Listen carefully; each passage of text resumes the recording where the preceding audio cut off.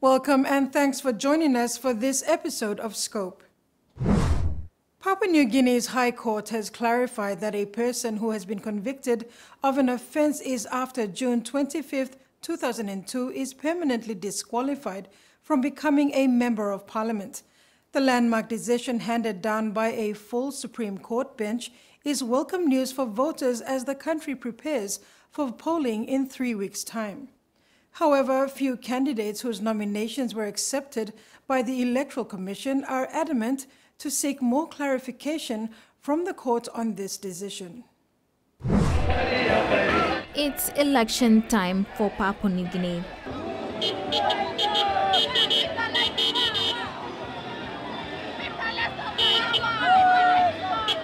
On the 11th hour of the issue of writs, the Attorney General Pilar Niningi, through Solicitor General Tauvasa Tanuvasa, filed an urgent application at the Supreme Court seeking clarification on the eligibility of convicts to contest the national general elections.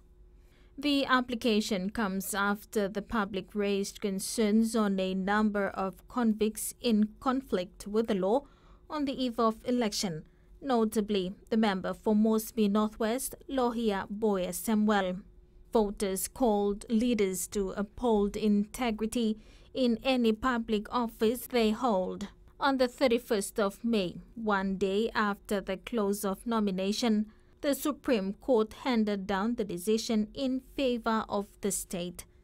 Acting Chief Justice Les Gavarananu, on behalf of a full Supreme Court bench, said a person convicted of an offence after the electoral amendments to Section 103 of the Constitution on June 25, 2002 is disqualified to run for office. Under the orders sought, a nomination by such a person must be rejected by the Electoral Commission. If their nomination is accepted, it is open to be set aside by the National or Supreme Court as being unlawful, and if the nomination is not set aside and such person is a candidate in the election and they are elected, their election is open to be declared null and void. The decision sets a precedent for the country this national general election. Solicitor General Tauvasa Tanuvasa said with this clarification from the Supreme Court, the Electoral Commission can now make sure the orders are complied with. This country is now given the benefit of knowing who should be eligible and who is not eligible or who is qualified and who is not qualified to contest the elections for these elections and any elections into the future. Also under the orders, a convicted individual who may have been granted a free pardon or have had his conviction quashed may still have a chance of contesting and becoming a Member of Parliament. Mr. Tanuvasa said a free pardon is granted by the Power of Mercy Committee, acting on advice from the National Executive Council and a report from the Power of Mercy Advisory Committee. Mr. Tanuvasa made these remarks following questions raised by this newsroom on the status of a few convicted individuals whose nominations were accepted by the Electoral Commission to contest the 2022 national general elections. He said in the case of James Yali, he is automatically disqualified because he was not released on a free pardon. The former governor for Madang is a candidate in the race for the Madang provincial seat under the People's National Congress Party. He served a term of 12 years from 2005 to 2017 for rape charges. Yali, in response to the Supreme Court judgment, said he has taken the news calmly. After receiving the Supreme Court reference on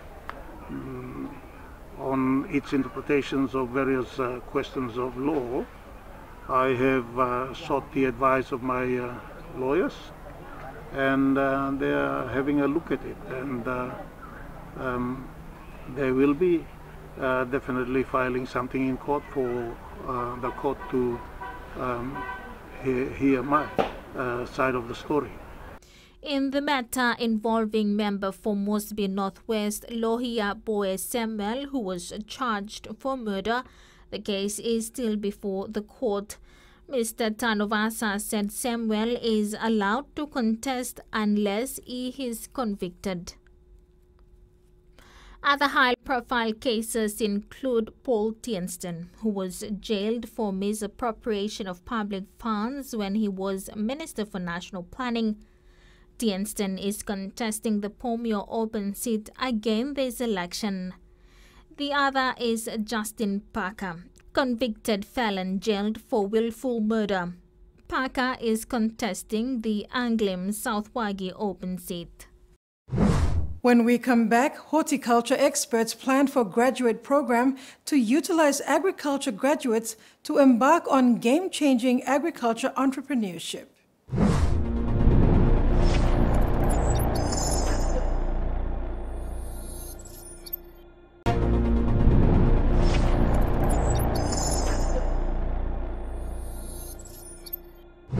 Welcome back.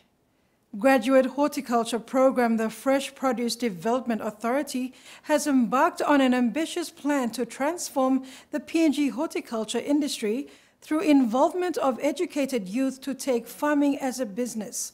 The value of the horticulture and fresh produce industry is estimated to be over 3 billion kina. FPDA's plan to utilize the many jobless agriculture graduates is foreseen as a game changer for the agriculture sector. Farming in general has been perceived by the society as an activity for people in the village, for the elderly and those with limited formal education. This stereotype has already disadvantaged the future of farming and agriculture in the country. The education system in the country exacerbates that stereotype with the kind of school curriculum it promotes and has produced less skilled dropouts littering the streets in major towns and cities in the country. At the launch of the Graduate Horticulture Program on June 3, 2022 in Port Moresby, Fresh Produce Development Agency General Manager Mark Vorinu said a greater awareness must be conducted to encourage citizens that farming requires specialized technical skills and is also for the educated elites. Work with the young people so that young people can provide the leadership for the vast majority of our people who indulge primarily on agriculture for their livelihoods. And of course, agriculture is a safety net for our growing economy. And that has provided that safety net for our people. And if we don't invest in the young people, then obviously we are basically heading in the wrong direction. The Graduate Horticulture Program has been introduced to give hope to the young generation in the hope of transforming the horticulture industry. Graduates with relevant qualification who have passion in the food and horticulture industry will be supported to become entrepreneurs in the subsector. Vorinu says in the next 10 years, FPDA, through the incubation program, plans to train, coach, mentor, and invest in young graduates who are at critical stages of their lives after finishing their studies. They will be provided with startup capital and technical support with close supervision to help them lead the food and horticulture industry. So the initiative is part of the strategic plan of FPDA to develop champion farmers. And so we have dealt with a number of programs, particularly the Village Extension Worker Program. It's basically supporting the people in the communities, identifying quality farmers, develop model farmers, and they become agents of change in the communities. And we have realized that understanding the principles of economics, agribusiness, and science is quite difficult though for them. And this particular program now is a step up from what we have been promoting for the last 18 years. Mr. Vorinu says college graduates have qualifications to directly participate in food production, processing and marketing, as well as value chain and agribusiness activities, so they can support FPDA's effort to move from subsistence to full-scale commercial operations, thus developing a reliable food industry in the country. Eventually, it will contribute to realizing the industry vision in food and nutrition, secure and prosperous communities in PNG. Having gone through these experiences from the Village Extension Worker Program and the Market for Village Farmers Project, we see that I think we need to pitch a little bit higher with the involvement, engagement of our young people so that they can be able to provide that leadership in front. I think it's also in line with the government's policy in terms of the SME and also on labor mobility and import replacement, food security, wealth creation. All of those things are sort of in line. So we have to align this program so that it underpins the government's policy initiatives. Vorinu added that the idea was mooted on the backdrop of many challenges and issues facing the agriculture sector, including the horticulture industry, economy and society. FPDA Board Chairman Sir Fabian Cho says FPDA would like to empower fresh graduates and ensure they have positive perceptions and love agriculture, which is a declining trend. He believes they will make practical contributions to the development of the agriculture sector, economy and society. People are like taking this to next level. Long kisi more educated people. Long come up, long enough long buying dina, long make a business more better. Huh? PNG government am like him long development, but how all work him? All not work him directly. All must kiss him agency or some FPDA, long DAL, long walking display walk, long walking display walk, long come reality. Many young graduates with agricultural qualifications go after formal employment and not so much in using their skills and learn resources to pursue entrepreneurship. Sir Fabian says there is no incentive or specific program in place to support them. Learning one good lesson on agriculture. Time or village overpopulated. You not can leave him or youth long trying to solve him. All need him or elders help. So all have boom. Now support him all young pla long go long one new pla village. Meeting one new pla village. Meeting one pla new. Something that come. This pla am working Roman Empire. Strong pla growing enough long win him all whole world. And start long good plan agriculture development. Mr. Vorinu says the large number of agricultural graduates are unemployed. Most of them have a strong science background and trained to become researchers and engage in industrial agricultural activities. Finding employment is a challenge. He believes the trend will continue if it is not given priority. We will make mistakes, but we will put the effort in, and we want to give opportunities for the Papua New Guineans and the young people to move ahead. And I think that words of Sir Michael Samari does inspire us today here at Fresh Produce, that we want to do these things. The horticulture industry is predominantly a subsistence subsector which holds bulk of the PNG population and provides food security and safety net for the livelihoods of our people. The industry comprises of fruits, vegetables, nuts, tuber crops, and spices which has huge potential and is yet to be fully developed for maximum benefit to our people and support the economy. The FPDA states that the value of the horticulture and fresh produce industry is estimated to be over 3 billion kina. It is its dream that through this graduate program, they give hope and cultivate the young generation, contribute in the SME space, strengthen food security, and unlock the potential of the industry to secure a better future of people and economy. After the break, forest management areas in Vanimo Green offer a variety of livelihood projects, but a number of challenges hinder progress.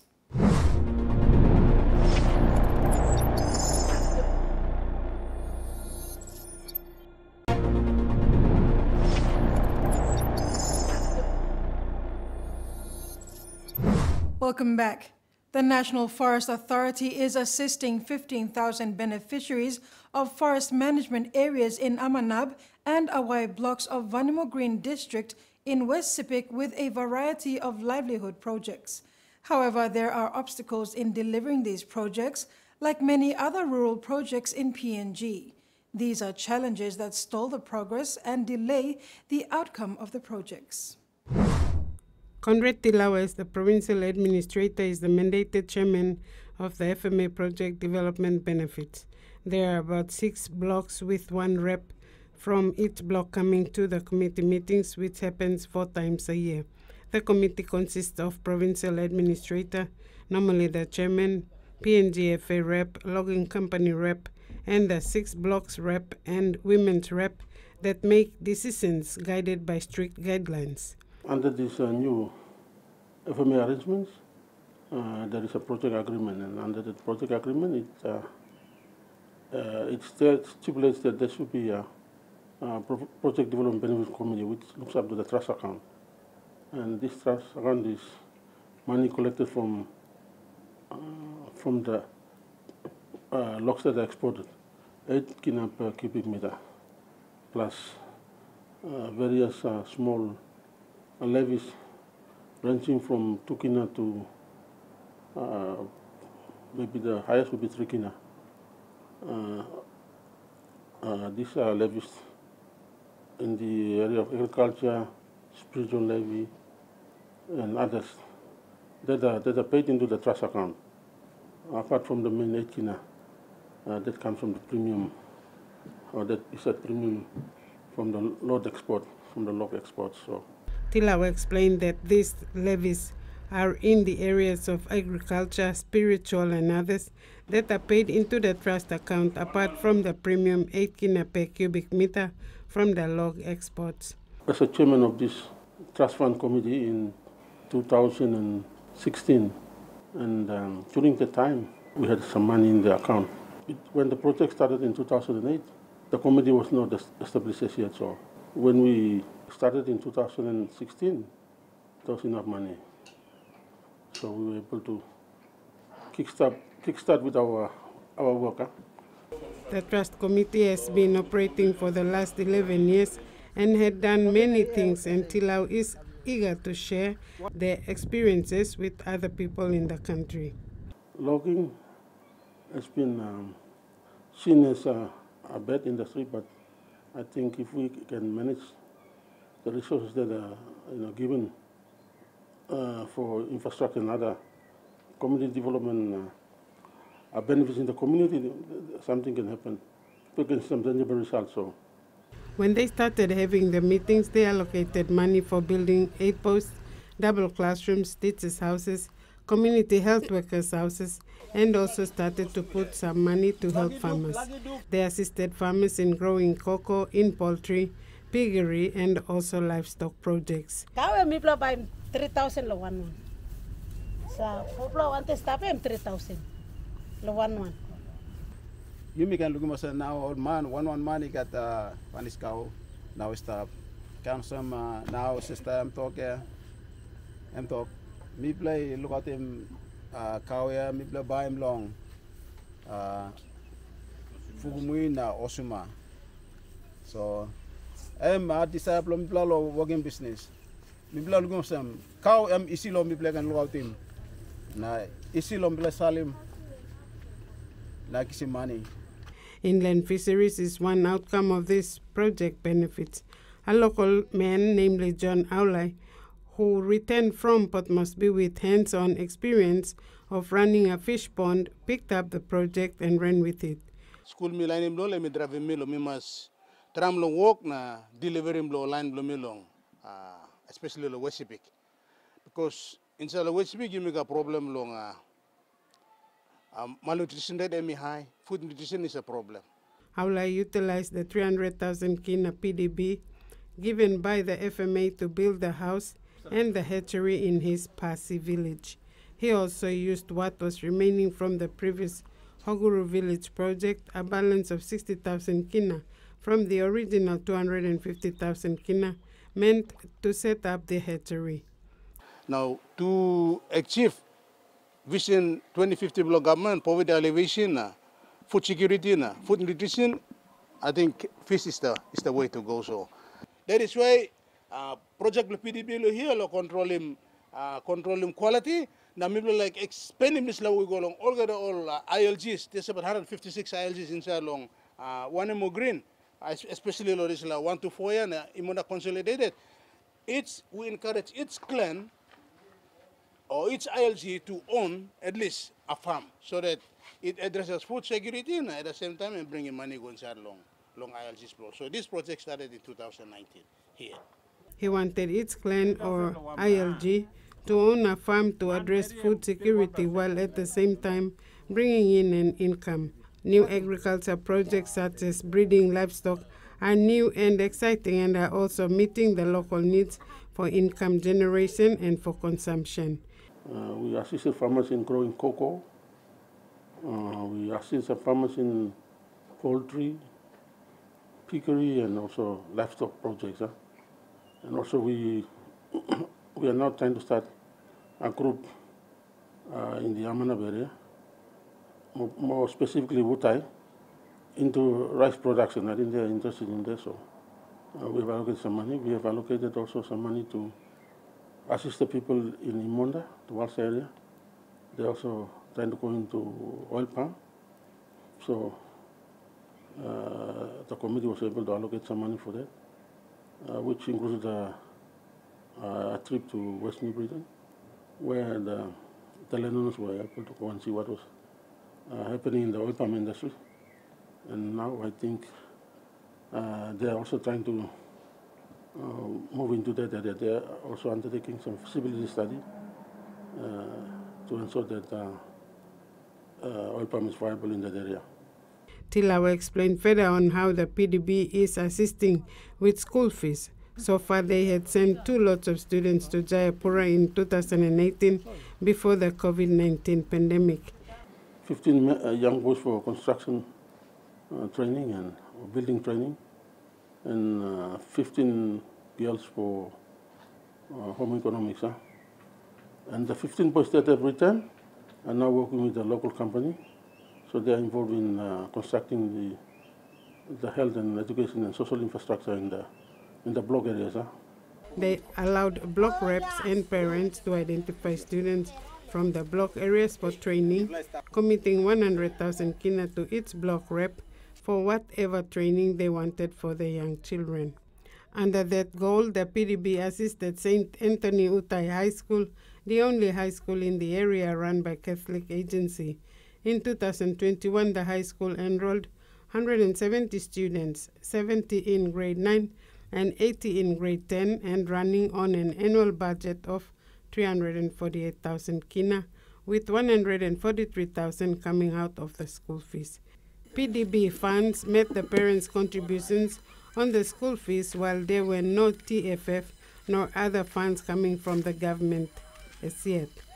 We made it our business to purchase all the curriculum materials, especially the textbooks for all the schools in that project area, plus those textbooks for the teachers as well. So in the project area, I think the students are able to use one book per student. As in the system where education was supplying books, the students were sharing. They were sharing books, so we thought the better way to help the people is to develop the human resource. So that in this way we are able to assist the people back in the back parts of this country, the remote parts of this province, to also have access to something where students or children, towns are also benefiting from it.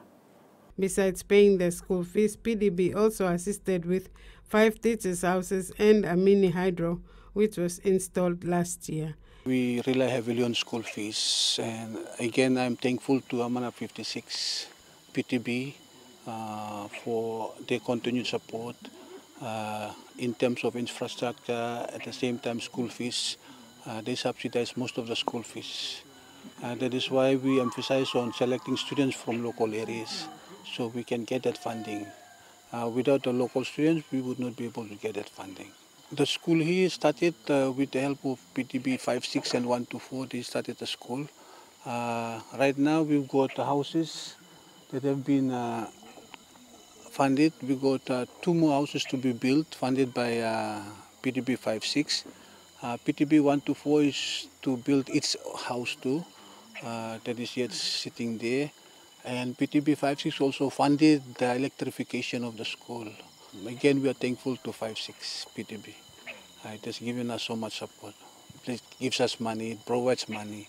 At the same time, it continues to support us with infrastructure. In the health sector, PDB purchased health radios and distributed to the health posts they had established so they can communicate with their superiors in Vanimo or the hospitals at the districts for emergency calls to be attended to. And that ends Scope this evening. A kind reminder to apply simple measures to prevent transmission of the coronavirus. Regularly wash your hands with soap and water, cough or sneeze into your elbow, and exercise social distancing. If you are feeling sick, please stay at home. You can also call the COVID-19 hotline number for more information or assistance. Thank you for your company. Bye for now.